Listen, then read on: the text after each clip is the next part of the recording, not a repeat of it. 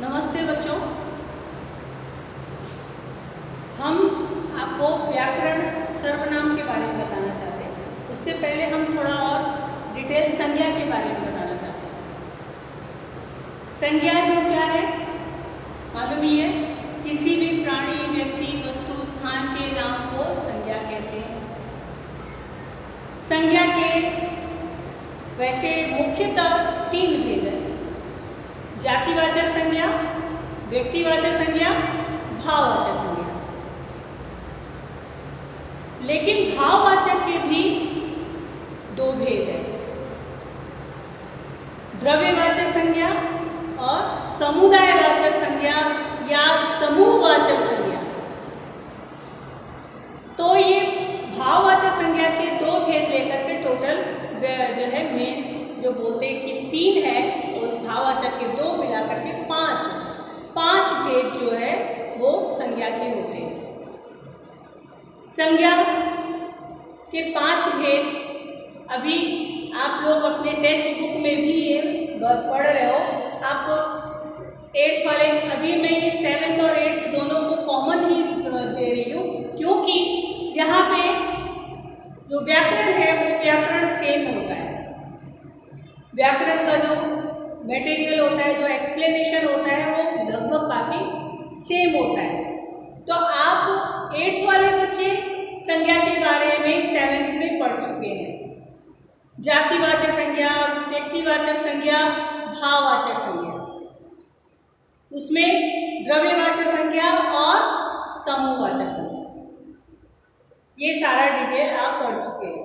कुछ हम संज्ञा के विकार भी होते हैं जो संज्ञा में परिवर्तन लाते हैं, जैसे लिंग। लिंग से जो है संज्ञा में परिवर्तन आता है। वचन से संज्ञा में परिवर्तन आता है। और उसके बाद संज्ञा के विकारी तत्व, जिसको बोलते कर्ता, कर्म, अपदान, संप्रदान, संबोधन, कारक जिसको बोलते हैं। कारक की वजह से संज्ञा में परिवर्तन आता है। तो ये सारी बातें जो है वो आप पहले से ही पढ़ते आ रहे हैं। तो आज हम आपको क्या पढ़ाने वाले हैं, बताने वाले हैं सर्वनाम के बारे में। सर्वनाम क्या है? सर्वनाम जो है, जो संज्ञा के बदले में, जो शब्द संज्ञा के बदले में प्रयोग किए जाते हैं, उनको हम सर्वनाम कहते हैं। सर्वनाम किसे कहते हैं? सबसे पहले हम सर्वनाम की परिभाषा लिख लेंगे, ठीक है? उसके बाद हम उसके डिटेल्स के बारे में जानेंगे। तो सबसे पहले हम किसके बारे में लिखेंगे? सर्वनाम। सर्वनाम की परिभाषा।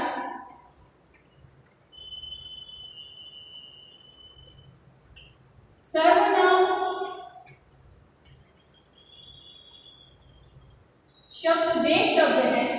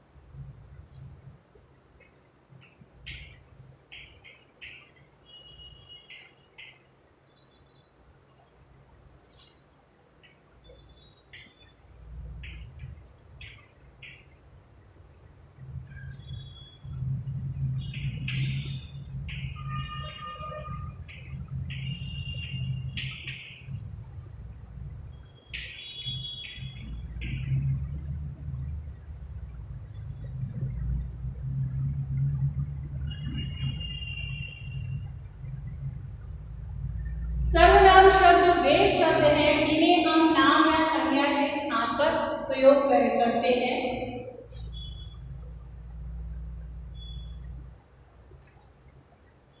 जैसे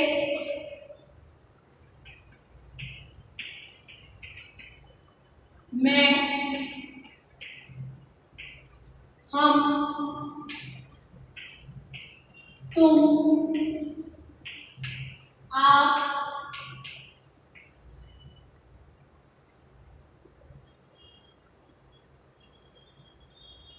यह, वह, ये, वे,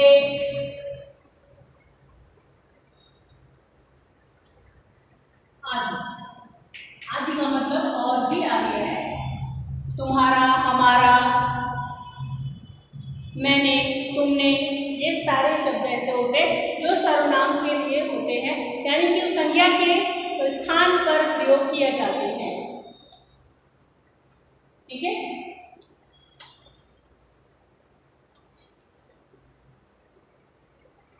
उन्होंने, वे, ये और ढेर सारे होते हैं।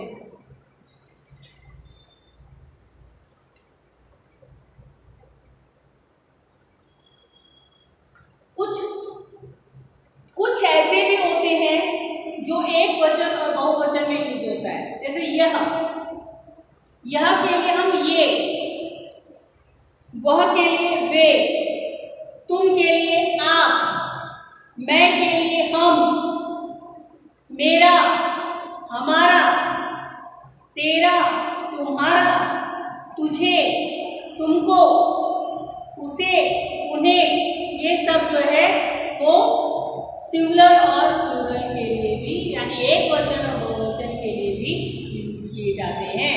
अब हम सर्वनाम के भेद लिखते हैं।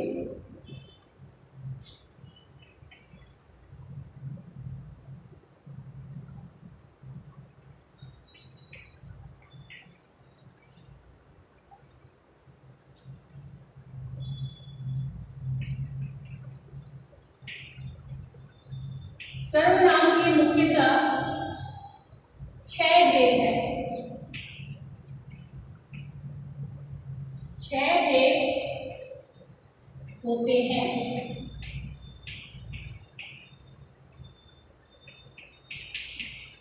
सर्वनाम के मुख्यतः 6 भेद होते हैं। नंबर 1, पुरुषवाचक,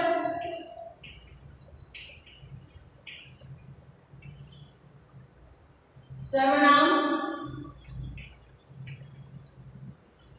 नंबर 2, निश्चयवाचक।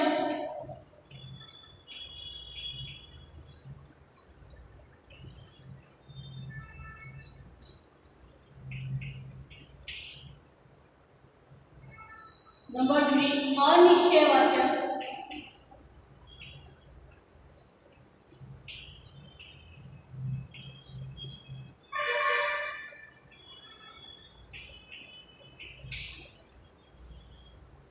नंबर 4, संबंधवाचक।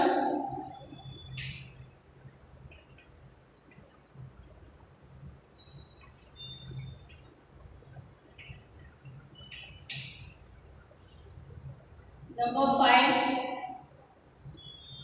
प्रश्नवाचक।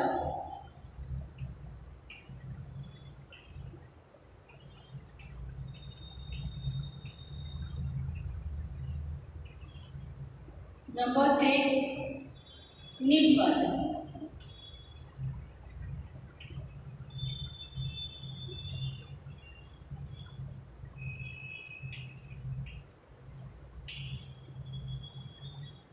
सर्वनाम के मुख्यतः 6 भेद बताए।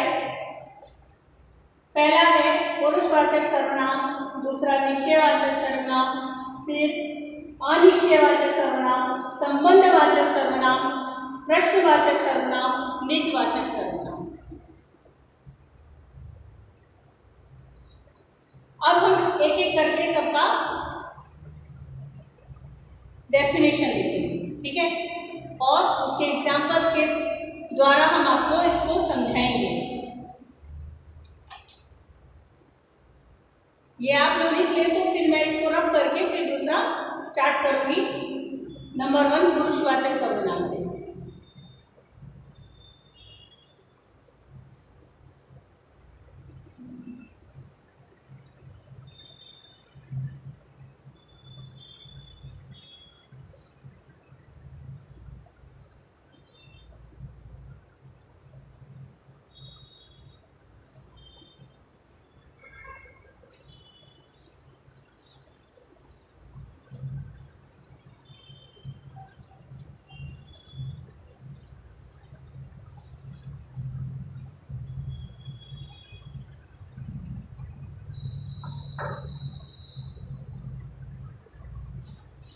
तो लिख ही दूँ, पार्ट 1 चल रहा है। हाँ, अब हमारा सबसे पहला नंबर आया 1 नंबर पुरुषवाचक संज्ञा।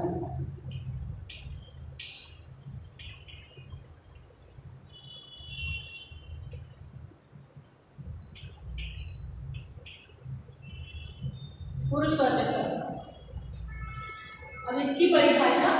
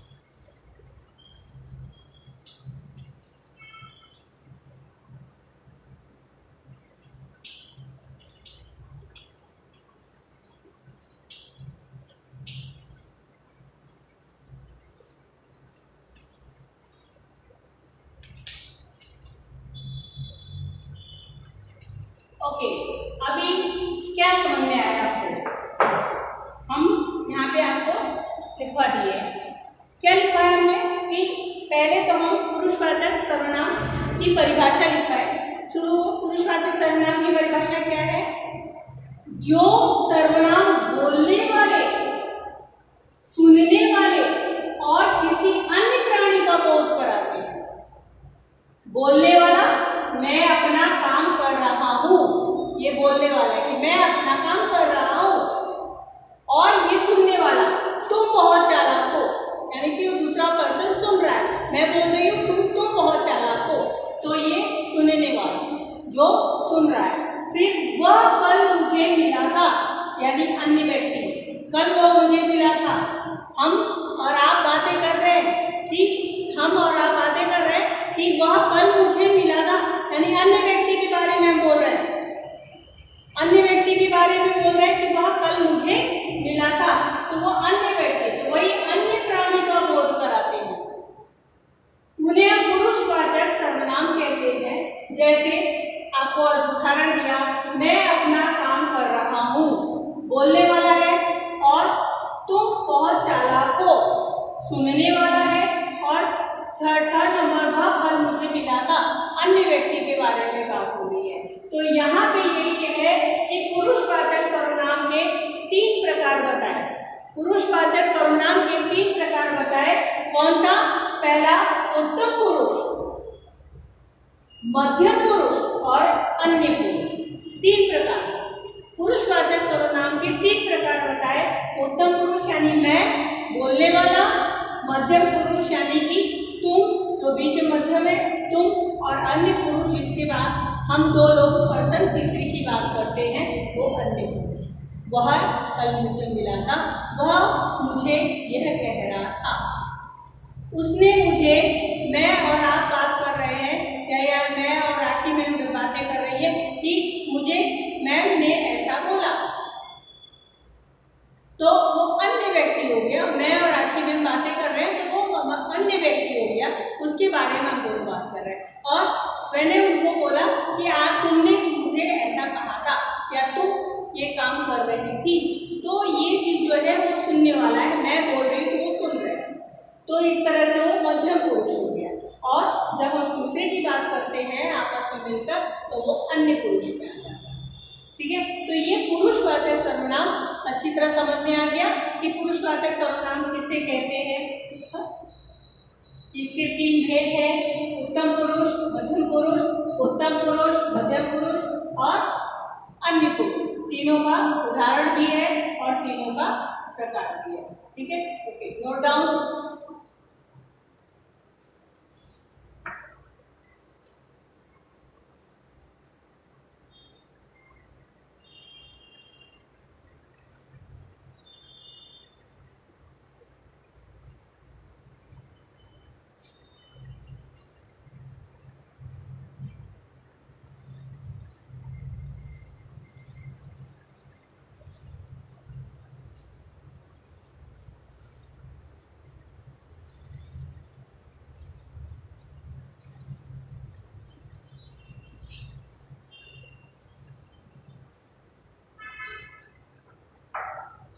अब नंबर 2 है निश्चयवाचक सर्वनाम।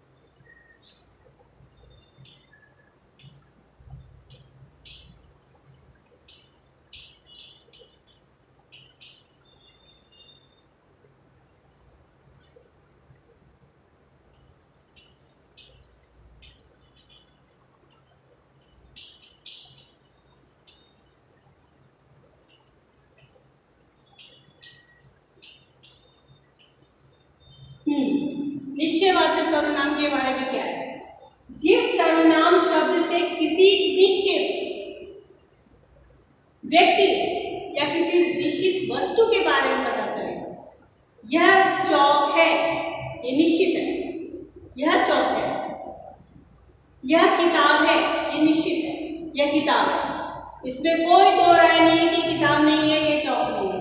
तो ये निश्चितवाचक सर्वनाम हुआ, निश्चयवाचक सर्वनाम। यानी कि जिस सर्वनाम से बिल्कुल निश्चित हो कि यही चीज सही है, यह क्लासरूम है, ये सही है, यही क्लासरूम है, ये बदल नहीं सकता। तो जो चीज बदल नहीं सकता है, एकदम एग्जैक्ट किसी बात के लिए बोला जा रहा हो, वहां पे निश्चय सर्वनाम है।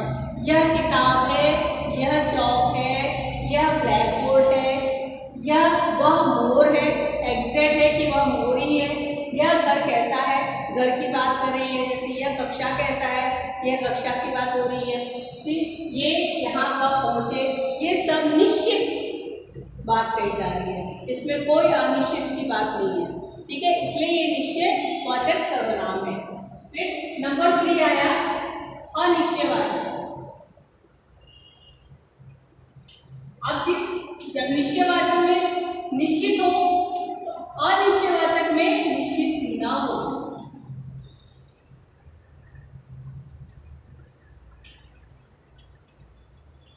अनिश्चयवाचक सर्वनाम में कोई भी चीज की निश्चितता न हो, ऐसे सर्वनाम शब्द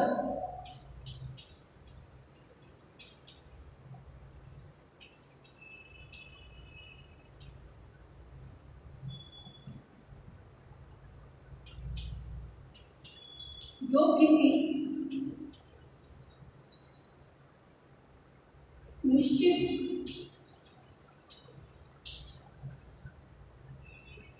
व्यक्ति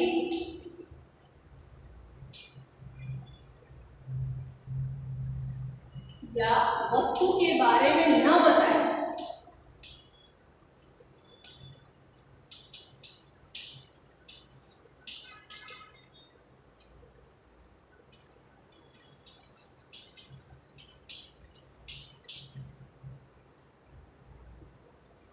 वे अनिश्चित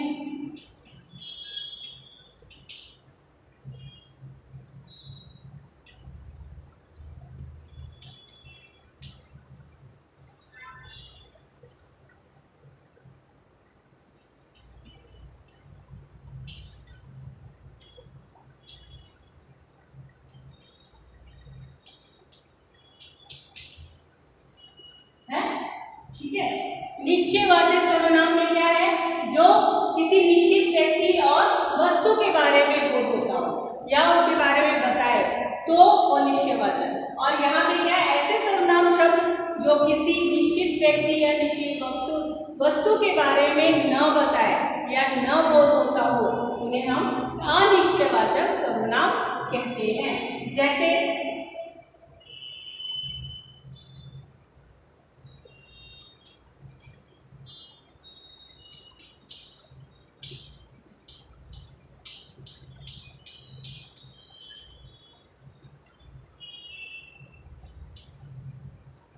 मुझे तुमसे कुछ पूछना था। अब कुछ जो है वो निश्चित नहीं है, क्या पूछना। ठीक है, ये मुझे तुमसे कुछ पूछना था, मुझे तुमसे कुछ पूछना था। तो ये कुछ जो शब्द है वो अनिश्चित है, कुछ पता ही नहीं क्या पूछना है, इसलिए अनिश्चित है। फिर नंबर 2, सड़क पर कोई जा रहा था। कोई निश्चित नहीं कौन जा रहा था, आदमी था, औरत थे, कोई पर्सन था, कोई प्राणी था, कुछ नहीं। सड़क पर कोई जा रहा था।